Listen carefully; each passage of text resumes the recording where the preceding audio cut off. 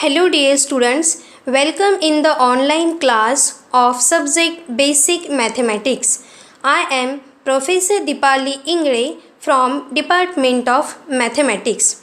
Our today's topic is examples on partial fraction on case 3.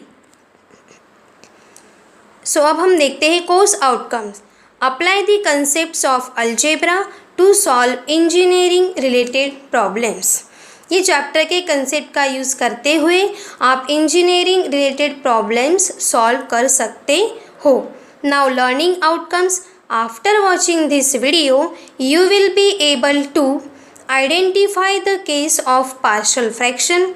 आप partial fraction की case number 3 है ये identify कर सकते हो and solve the examples on partial fraction.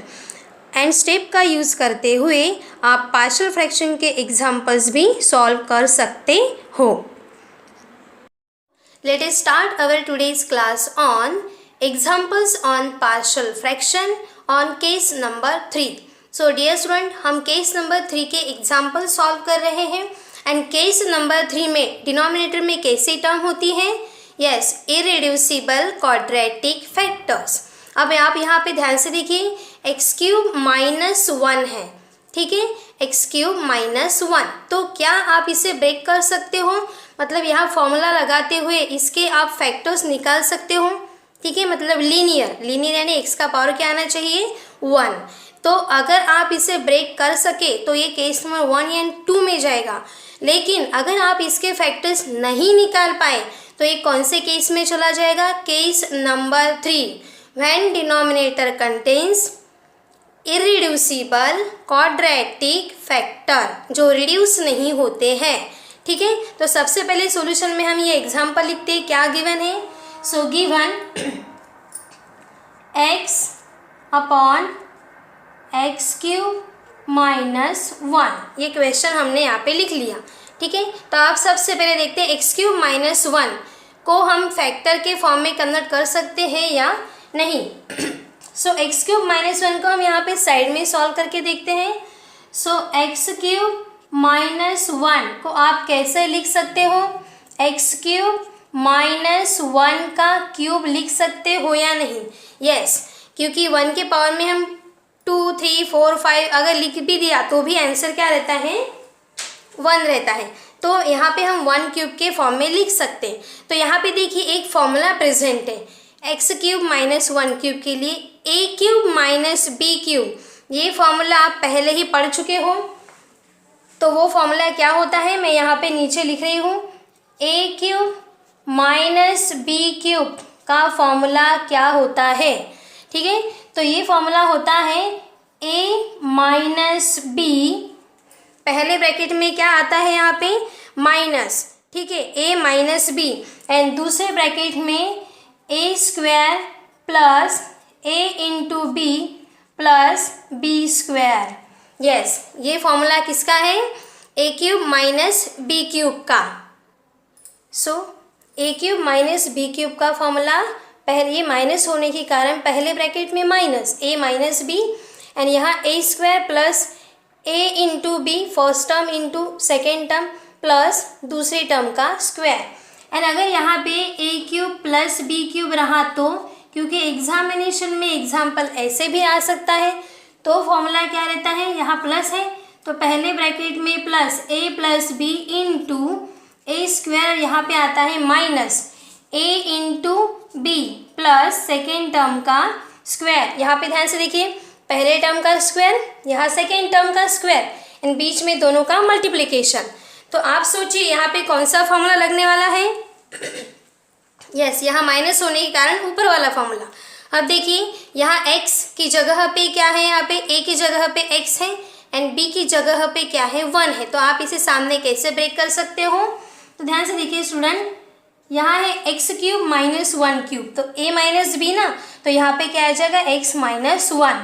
Yes, पहले ब्रैकेट में x माइनस 1 एंड दूसरे ब्रैकेट में a स्क्वायर यानी पहले टर्म का स्क्वायर यानी x square plus A into B यानी एक्स इंटू 1 यानी 1x को हम x भी लिख सकते हैं, प्लस सेकेंड टर्म का स्क्वायर, सेकेंड टर्म कौन है? 1, तो 1 का स्क्वायर क्या होता है 1, इस तरीके से। तो हमने इसे इस तरीके से फॉर्मूला लगाया है। क्यों फॉर्मूला लगाया है? क्योंकि यहाँ पे फॉर्मूला लग रहा है इसीलिए। ओके, सो यहाँ पे प्लस या माइनस रहे तो ये फॉर्मूले हमें यूज़ करने हैं। तो एक्स क्यूब माइनस 1 क्यूब का formula x minus 1 and second bracket में एक्स स्क्वायर पहले टर्म का स्क्वायर प्लस पहली टर्म इंटू दूसरी टर्म x इंटू 1 यानी 1x, मतलब हम x भी लिख सकते हैं, प्लस b का स्क्वायर यानी सेकेंड टर्म का स्क्वायर, 1 का स्क्वायर क्या होता है 1। तो यहाँ तक हम पहुँच गए। अब देखते हैं क्या होना चाहिए, लीनियर फैक्टर चाहिए ना, यानी कि यहाँ पे डिग्री 2 नहीं चाहिए। तो देखते हैं कि ये तो लीनियर आ गया है, यहाँ पे इसे हम फैक्टर निकाल सकते हैं या नहीं। तो हम सभी को पता है हम लास्ट नंबर लिखते हैं एंड यहाँ पे फैक्टर निकालते हैं। तो बोलिए 1, किन दो नंबर का मल्टीप्लिकेशन 1 आता है? Yes, 1 into 1 1। तो 1 इंटू 1 तो 1 होता है, लेकिन 1 प्लस 1, क्योंकि यहाँ पे क्या है प्लस, उन दोनों का एडिशन यहाँ का नंबर आना चाहिए। तो यहाँ क्या है 1, तो 1 प्लस 1 कितना होता है 2। मतलब आप इसे ब्रेक कर सकते हो क्या? नहीं। आप इसके फैक्टर्स निकाल सकते हो क्या? नहीं निकाल सकते। मतलब ये कैसी टर्म है? ये इरेड्यूसिबल फैक्टर है हमारा। इरेड्यूसिबल यानी जो रिड्यूस नहीं होता है, ठीक है, उसे क्या कहते हैं? इरेड्यूसिबल। अगर यहाँ 2 होता तो हम ये फैक्टर लिख लेते। तो ध्यान से डियर स्टूडेंट, फैक्टर कैसे निकालते हैं आप 5th स्टैंडर्ड में पढ़ चुके हो, 8 10, ठीक है। यहाँ भी आपने ऐसे फैक्टर वाले एग्जाम्पल सॉल्व किए हैं। तो फैक्टर कैसे निकालते हैं? यहाँ का नंबर हम ऊपर लिखते हैं, ऐसे दो नंबर उनका एडिशन यहाँ का नंबर आना चाहिए एंड बड़े नंबर को यहाँ का साइन। सो 1 इंटू 1 तो 1 होता है, लेकिन 1 प्लस 1 2 होता है और यहाँ 2 नहीं है, इसीलिए इसे हम ब्रेक नहीं कर सकते। ये इरिड्यूसिबल है, इसलिए ये एग्जाम्पल कौन से केस में चलेगा? Case number 3। चलिए तो अभी हम इसे सॉल्व करते हैं। आपने फर्स्ट वीडियो में देखा ही है, अगर इरिड्यूसिबल है तो कैसे लिखना पड़ता है, ठीक है। तो चलिए, जहाँ एक्स क्यूब माइनस 1 ये है ना, इसे हमने इस फॉर्म में ब्रेक किया है। तो अब एक्स क्यूब माइनस 1 की जगह पे हम क्या लिखेंगे? ये पूरा फॉर्मूला यहाँ पुट करेंगे। तो हमारा एग्जाम्पल क्या हो जाएगा? ऊपर एक्स जैसा का वैसा ही रहेगा एंड नीचे देखिए एक्स क्यूब माइनस 1 का मतलब ये, उसका मतलब ये। तो अब हम एक्स क्यूब माइनस 1 की जगह पे ये फॉर्मूला लिख सकते हैं। तो एक्स माइनस 1 एंड यहाँ पे x square plus x plus 1, ये हो गया केस नंबर 3। ये रिड्यूस नहीं होता है। अब जब ये रिड्यूस ही नहीं होता है तो आप इसे सामने ब्रेक कैसे करते हो? Yes, a upon first factor x minus 1 plus b into x plus c upon second factor. तो यहाँ सेकेंड फैक्टर क्या है? X square plus x plus 1, और ये आपका इक्वेशन नंबर 1, ठीक है। एंड प्रीवियस वीडियो में हमने जैसे इसे सॉल्व किया है, यहाँ भी वैसे ही सॉल्व करना है। आपको a की वैल्यू बड़ी आसानी से मिलेगी। सेकेंड स्टेप करते वक्त x की वैल्यू क्या रखनी पड़ती है? 0, और बाद में ऊपर से मिलने वाली दो कांस्टेंट a एंड c की वैल्यू रखेंगे तो कौन मिलेगा? b। ये हमने प्रीवियस वीडियो में देखा है। तो अब वैसे ही सॉल्व करते हैं। सो लेफ्ट हैंड साइड तो जैसे की वैसे ही रहेंगी, x upon x minus 1 x square plus x plus 1, और यहाँ पे देखिए दो ही टर्म है तो क्रॉस मल्टीप्लिकेशन, ये टर्म इंटू ये टर्म प्लस ये टर्म इंटू ये टर्म अपॉन इनका मल्टीप्लिकेशन, ठीक है। सो a इंटू, अब देखिए यहाँ पे तीन टर्म है प्लस या माइनस के बाद में, तो इसे ब्रैकेट में लिखना है a into x square plus x plus 1 plus ये बी एक्स प्लस सी, यहाँ दो टर्म मौजूद है, यहाँ दो टर्म मौजूद है, इसलिए क्या लगाएंगे हम? ब्रैकेट, ठीक है। So b into x plus c into x minus 1 and नीचे दोनों का मल्टीप्लिकेशन, यानी कि x minus 1 into x square plus x plus 1। Student, आप सभी को ये समझ में आ रहा है कैसे मल्टीप्लिकेशन करते हैं? यहाँ पे 3 स्टेप करनी पड़ती है, 1 2 एंड 3, ठीक है। इस तरीके से मल्टीप्लिकेशन करने के बाद हम यहाँ तक पहुँच गए। अब देखिए दोनों ही का डिनोमिनेटर क्या है? सेम है। तो क्या हो जाएगा? कैंसल, ये इसके साथ पूरी टर्म क्या हो गई, कैंसल। अब जो रह गया वो हम लिख लेते हैं। सो यहाँ पे क्या रह गया है, x, एंड यहाँ राइट हैंड साइड में a into x square plus x plus 1 plus b x plus c into x minus 1। ठीक है, दोनों ब्रैकेट मल्टीप्लिकेशन में है। और यहाँ पे इम्पॉर्टेंट चीज़ क्या है, ये ब्रैकेट को अगर आपने छोड़ दिया तो क्या हो जाएगा, बी एक्स अलग हो जाएगा, सी इंटू एक्स माइनस 1 होगा, इसलिए ब्रैकेट ज़रूरी है। ठीक है, तो ये क्या हो जाएगी हमारी इम्पॉर्टेंट इक्वेशन नंबर 2। अब इसका यूज़ करते हुए हम वैल्यूज फाइंड करेंगे। तो बताइए x की कितनी वैल्यूज रखेंगे आप, यहाँ पे कितने कांस्टेंट है, a b c, 3 कांस्टेंट है, तो x की 3 वैल्यू रखनी पड़ेंगी। तो a की वैल्यू तो बड़ी आसानी से मिलेगी, a के नीचे x माइनस 1 है। अब देखिए यहाँ पे तो कुछ गड़बड़ नज़र आ रही है, मतलब 2 वैल्यू निकालने के लिए हमें थोड़ा सोचना पड़ेगा। ठीक है, प्रीवियस वीडियो में ये हो चुका है, तो चलिए पहले ये निकालते हैं। तो बोलिए a के नीचे का फैक्टर क्या है, x माइनस 1। तो यहाँ से x की वैल्यू कैसे निकलती है हम सभी को पता ही है, हम क्या करते हैं, फैक्टर इक्वल टू 0 लिखते हैं। So put x minus 1 equals to 0। तो देयरफॉर x क्या हो जाएगा, माइनस 1 उस साइड में जाएगा तो प्लस 1। तो क्या करेंगे हम, put x equals to 1 in equation number 2। कौन से इक्वेशन में रखेंगे, ये इक्वेशन 2 में रखेंगे।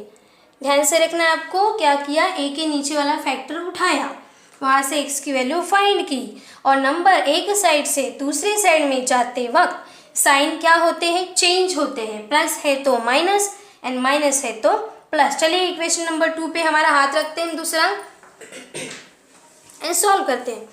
इक्वेशन नंबर 2, तो देखिए जहाँ जहाँ भी x है वहाँ पे क्या रखेंगे, 1। तो ये हो जाएगा 1 इक्वल्स टू a इंटू 1 का square plus 1 plus 1 plus bracket में b into 1 plus c, x की जगह पे 1 माइनस 1।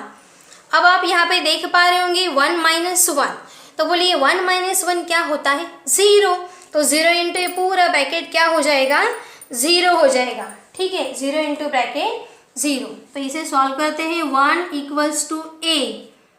अब आप डायरेक्ट लिख सकते हो, ध्यान से स्टूडेंट, 1 का स्क्वायर कितना होता है, 1। सो 1 प्लस 1 2, 2 प्लस 1 3। तो यहाँ पे आ जाएगा आपका 3 प्लस, अब देखिए आप यहाँ डायरेक्ट 0 लिख सकते हो, कैसे, क्योंकि 1 माइनस 1 0 एंड 0 इंटू पूरा ब्रैकेट क्या हो जाएगा, 0। तो यहाँ इस तरीके से क्या आ गया है, 0 आया है। सो यहाँ पे क्या हो जाएगा, 1 इक्वल्स टू 3 इंटू ए, यानी कि क्या हो जाएगा 3a।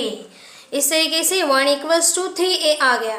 सो देयरफॉर a की वैल्यू क्या हो जाएगी, a को हम उसी साइड में रखेंगे एंड 3 मल्टीप्लिकेशन में है, इस साइड में आएगा तो कहा जाएगा डिवीजन में।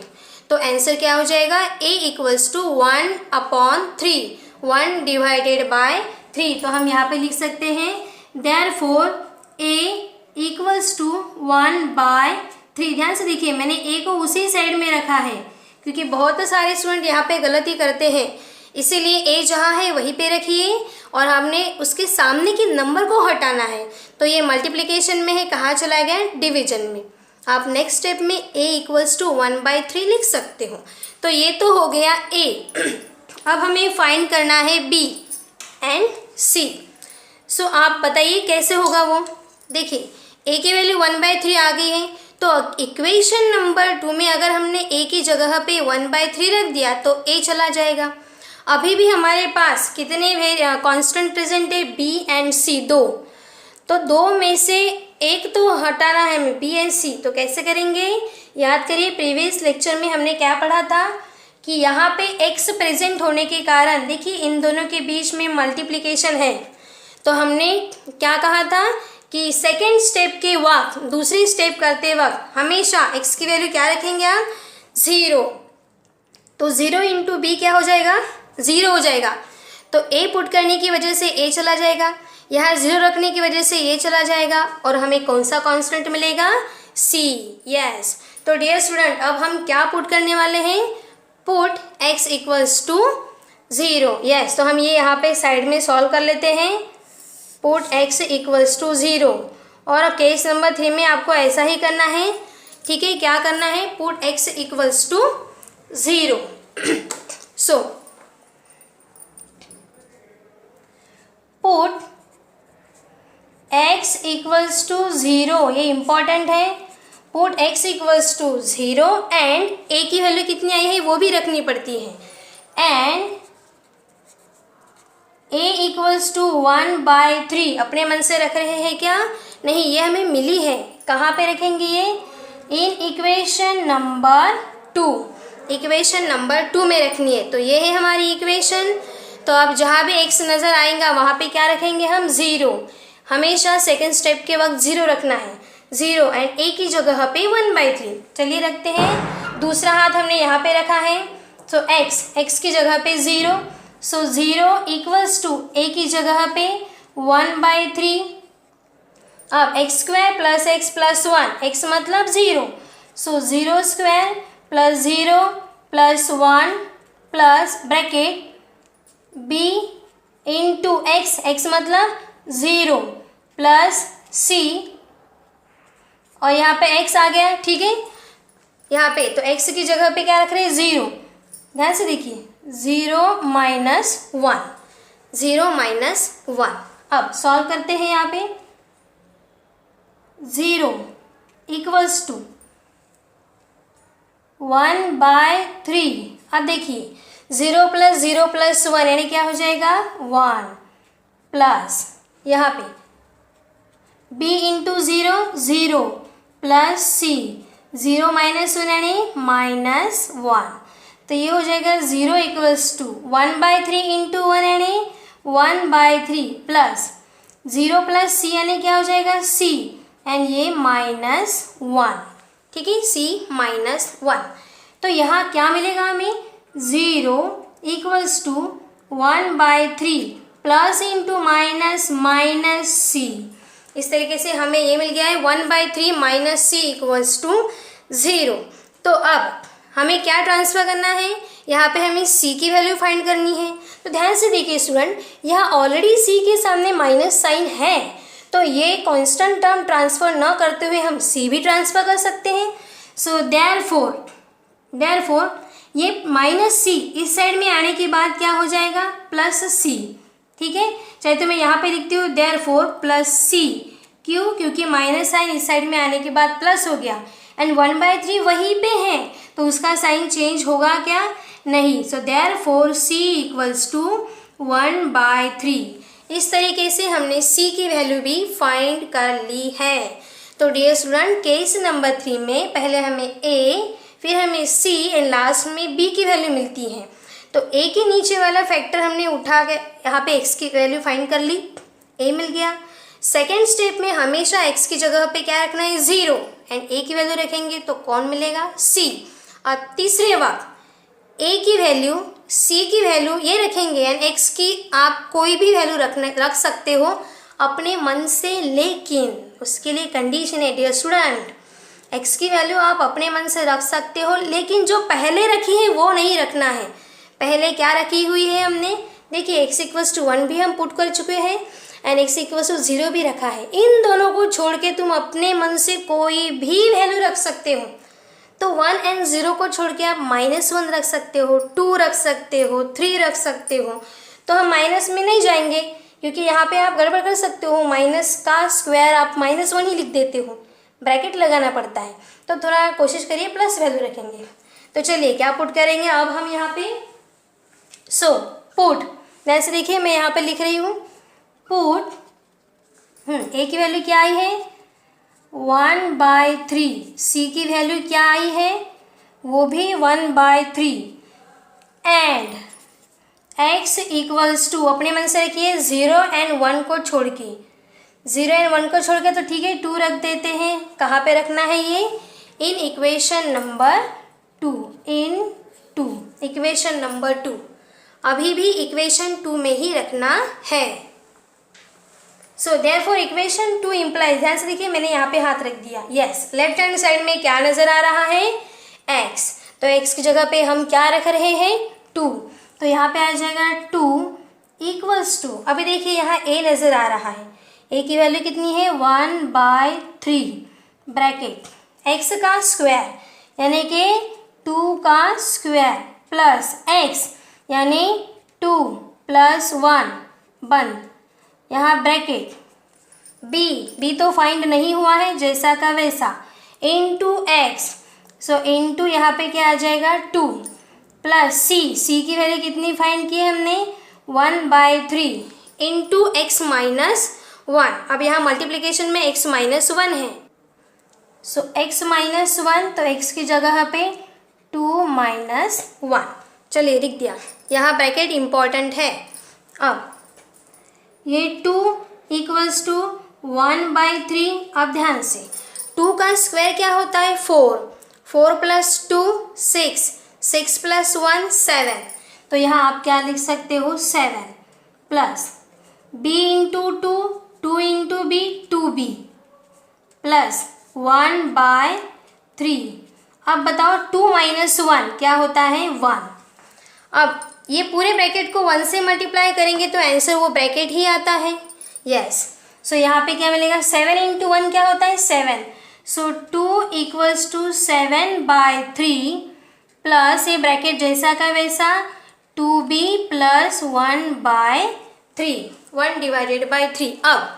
अब हमें सिर्फ b की वैल्यू फाइंड करनी है, तो हम क्या करेंगे, ये जो कांस्टेंट टर्म है ये इस साइड में लेकर आ जाएंगे, ट्रांसफ़र करेंगे, तो इस साइड में लेकर आते वक्त साइन क्या हो जाएंगे चेंज।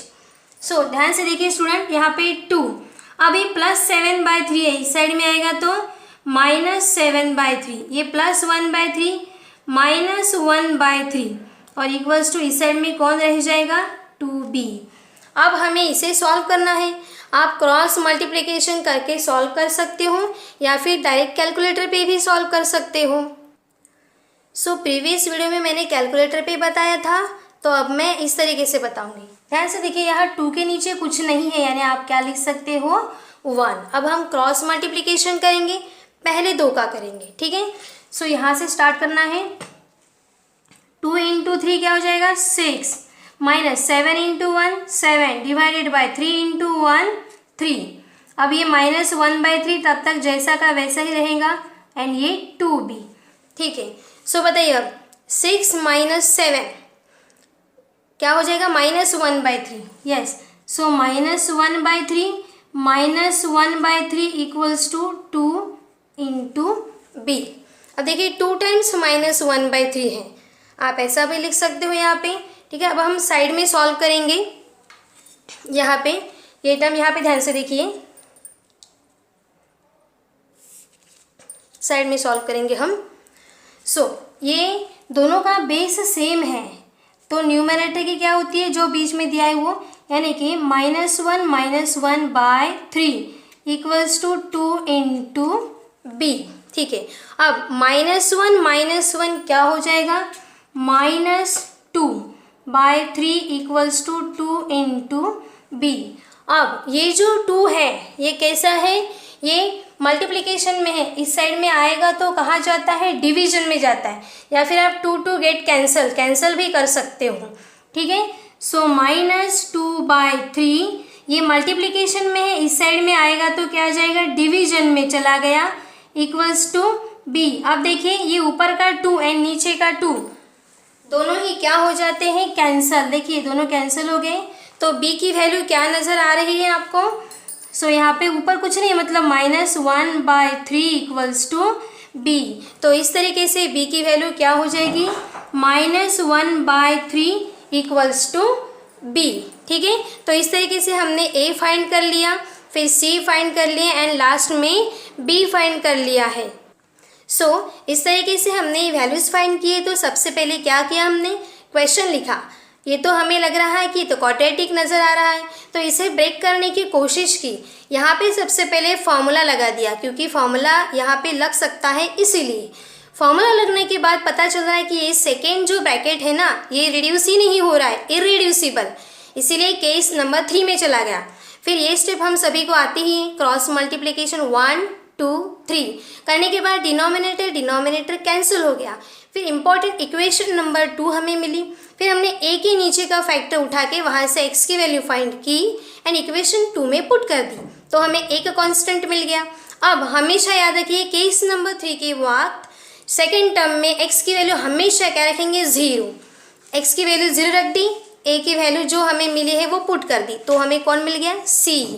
ठीक है, और ये दोनों वैल्यू एंड x की अपने मन से इन दोनों को छोड़ के कोई भी एक वैल्यू रख दी, तो क्या मिल गया हमें, b। अब ये तीनों के तीनों वैल्यू उठा के हम कहाँ रखेंगे, इक्वेशन नंबर 1, क्योंकि ये हमारा क्वेश्चन है।